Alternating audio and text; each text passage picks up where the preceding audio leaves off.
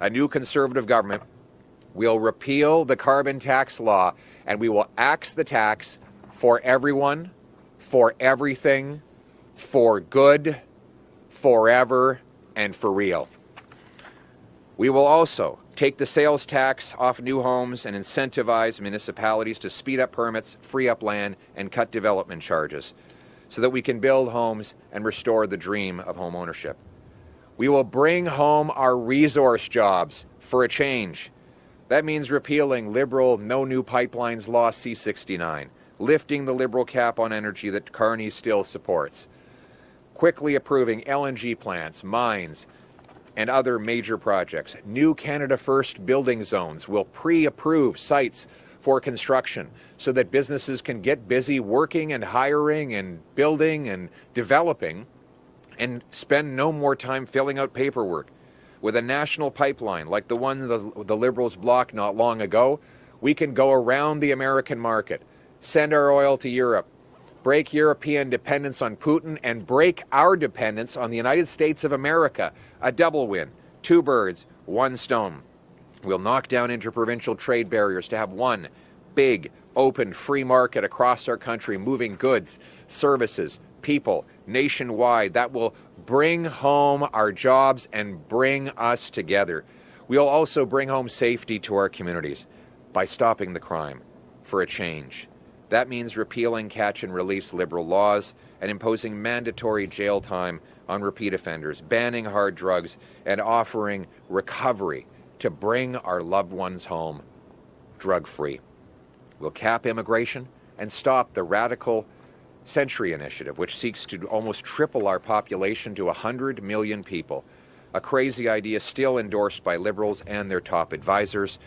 That will end when I am Prime Minister. We will also keep fraudsters, and criminals out of our country, and we will crack down on bogus claims. On immigration, like everything else, we will put Canada first for a change. Our troops will have support.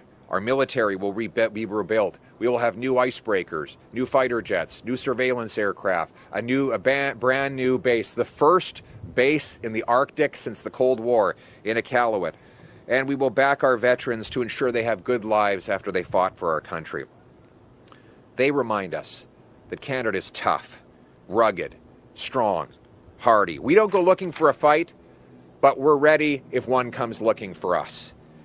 None of this will be easy, but making and defending Canada wasn't easy either. And with change, there's hope. So I say, to the struggling single mother who worries how she will feed her kids, hope is on the way.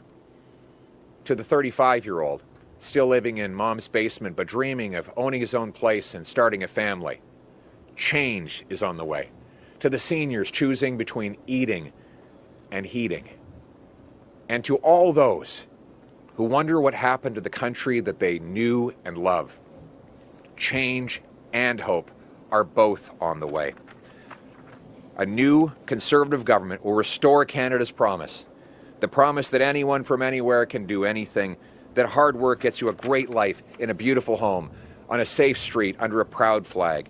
To preserve that flag and uphold its promise, we must work together, fight together, and win together for our people, for our land, for our home, for Canada first, for a change. Thank you. Thank you. We'll now take questions. On va maintenant passer aux questions. Good morning, Mr. Poilievre. Good morning. JP Tasker from CBC News. Thank you. Do you respect Donald Trump?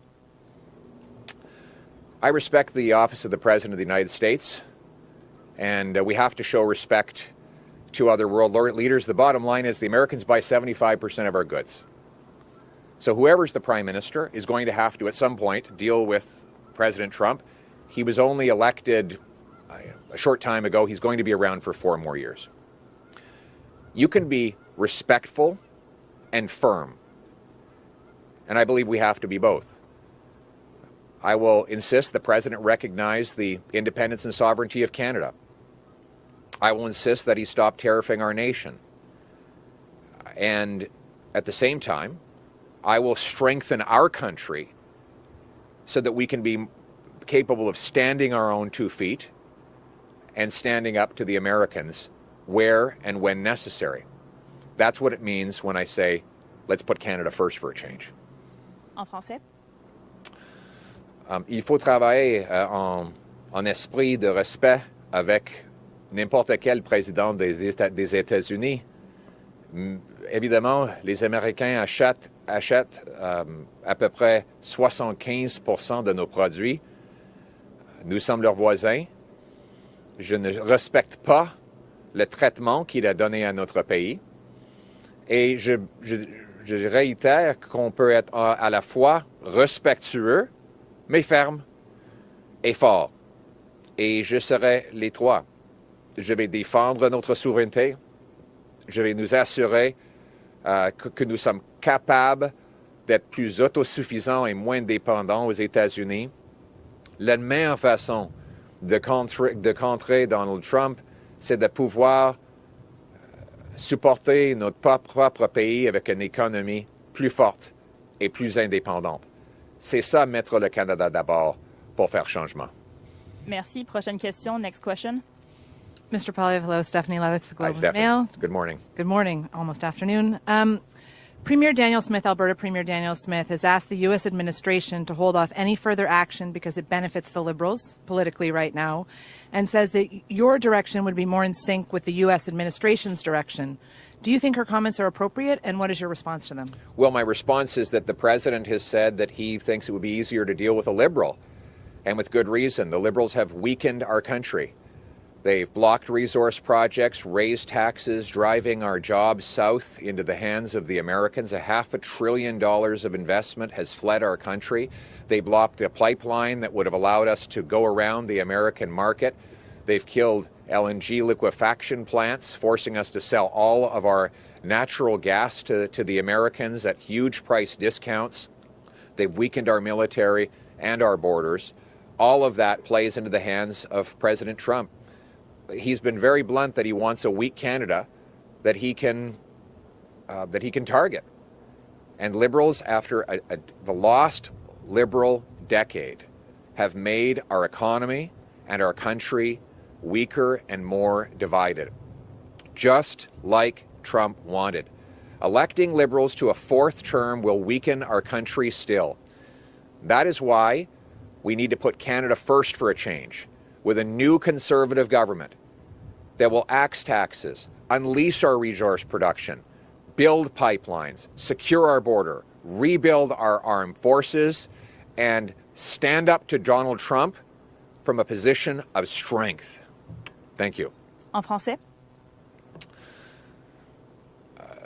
Évidemment, M. Trump préfère des libéraux parce que les libéraux ont affaibli notre pays.